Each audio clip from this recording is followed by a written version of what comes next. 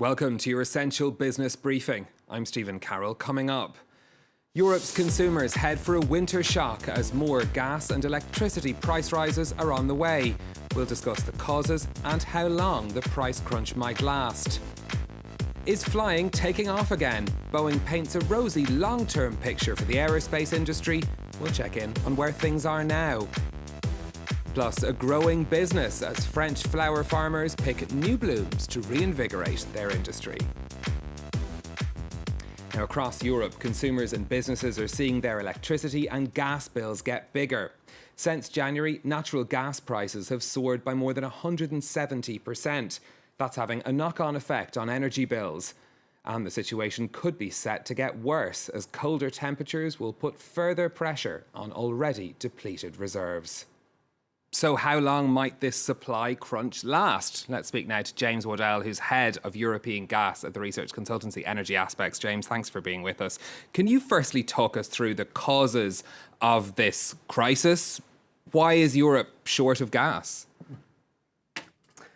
So this is a long time in the making.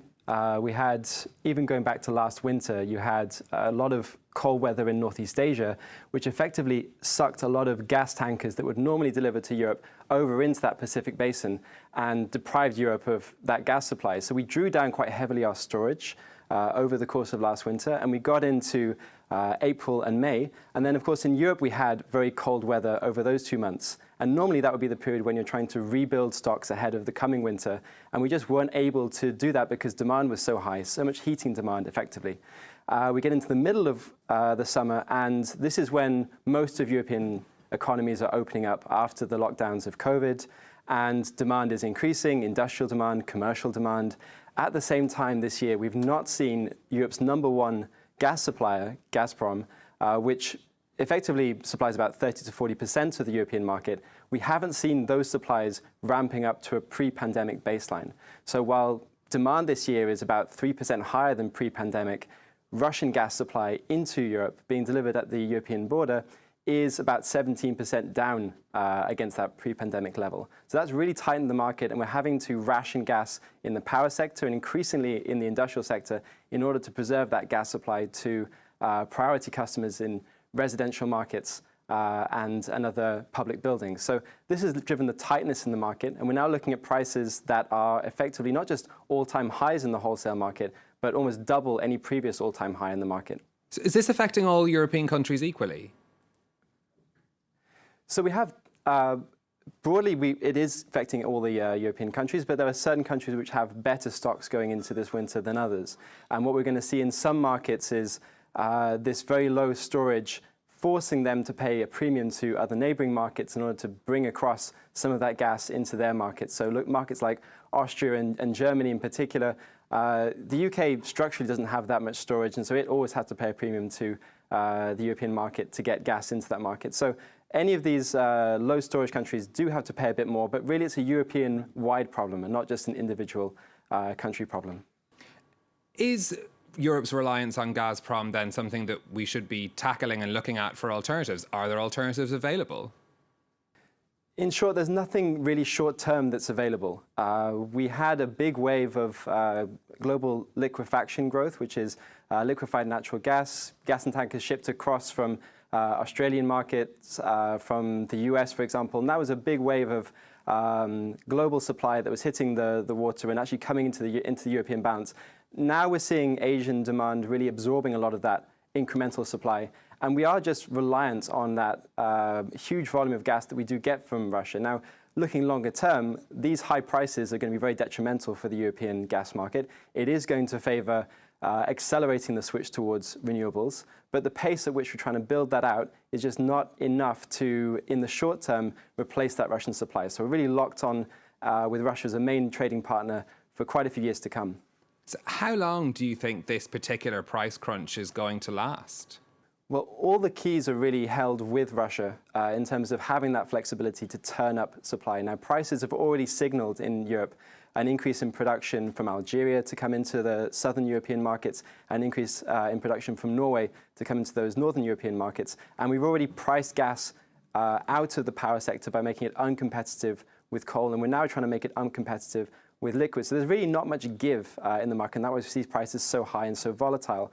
But if Russia was able to ship more gas into the European balance, that would quickly reset Europe and bring prices back down. Now, we think Russia is upstream a little bit constrained this year. There has been a lot of production growth, but there's also been a lot of growth within Russia for that demand. And we've got to remember that Russia is itself a huge gas market, almost comparable with the Europe's entire gas market. And because of that increase in Russia, has left very little extra gas to come into the European balance. So this year is looking very tight. Next year, it does look looser. We should get more gas coming into Europe, and that should reset things. But it won't be a reset to anything near like what we saw in 2020. And even the long-term averages of prices, we're still looking at structurally higher prices going forward. Do you think this is going to prompt some sort of structural shift then for example, demand from the power sector of using gas as a source?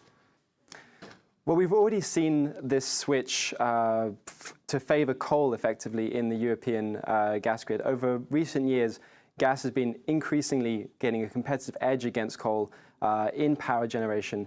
And because of the tightness in the supply, it's pushed back the other way, back towards coal-fired generation. And even to the extent where right now we're looking at oil products being used in the power sector to replace gas because we're in such a tighter market. So this is detrimental in terms of that short-term shift.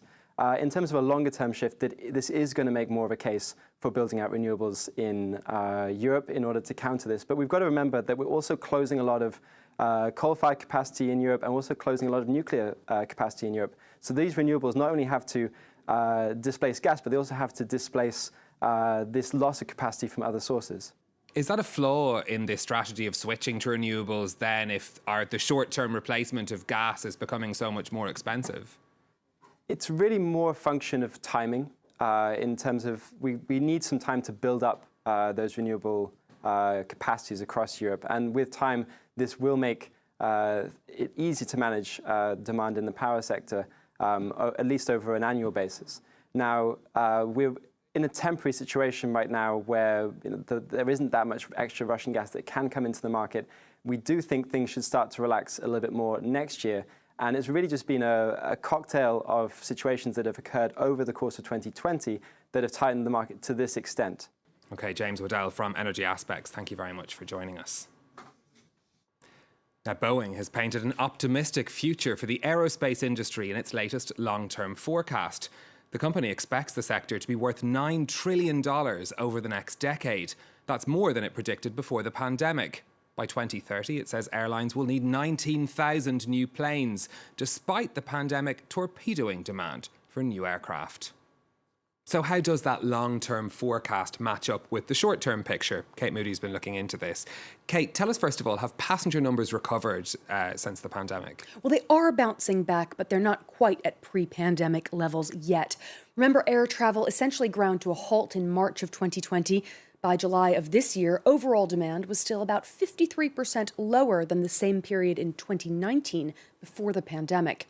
Across the globe, domestic travel has recovered more quickly, just 16% lower than pre-pandemic levels, while international travel remains 74% lower. Industry group IATA says it could take until 2023 for passenger numbers to recover fully. So what has this meant for plane orders? Well, carriers around the world are already trying to revamp their commercial fleets.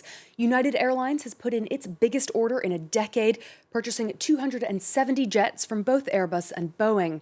Southwest Airlines wants up to 114 planes from Boeing.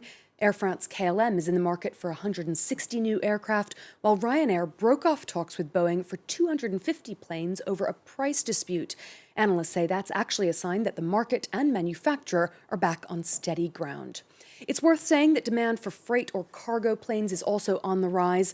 Over the next 2 decades, Boeing expects 70% more cargo planes to be in service around the world. Is this then a potential reset moment for the Boeing-Airbus rivalry? Well, that decades-old competition certainly seems to be back on. The American manufacturer had lost steam in recent years, in large part due to the 737 MAX safety scandal.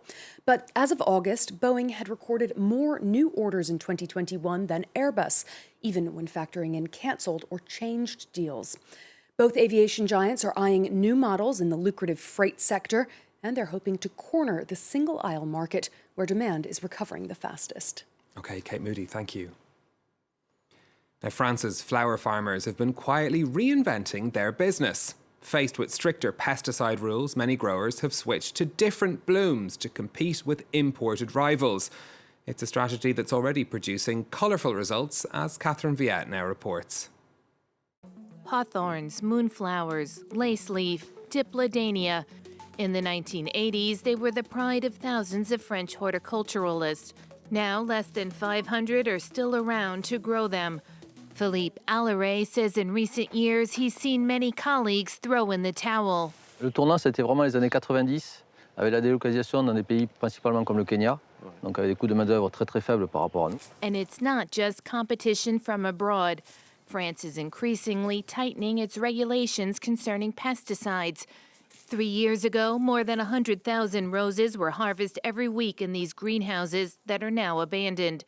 But the roses weren't able to be treated with certain chemical pesticides, and none were able to resist the blight. While French growers have struggled, in the Netherlands, it's a different story.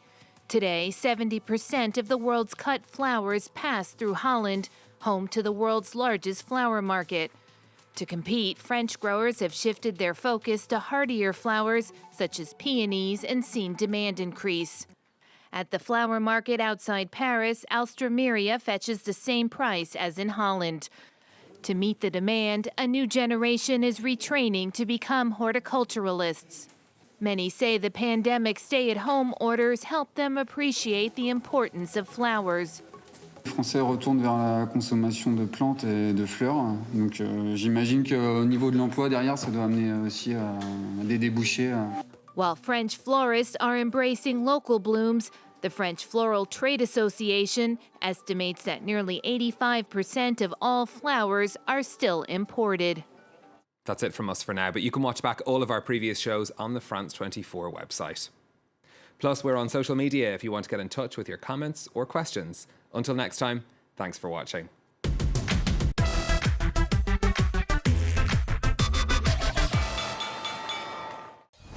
The German people's savings are safe. The German government guarantees it. We have always said Greece won't receive a single penny unless they make an effort. If Europe fails on the refugee question, then our credibility on the issue of universal civil rights will be broken. We will succeed as we often have. In exceptional situations, and the pandemic is one of those, exceptional measures are required. Angela Merkel, tireless crisis manager in Reporters on France 24.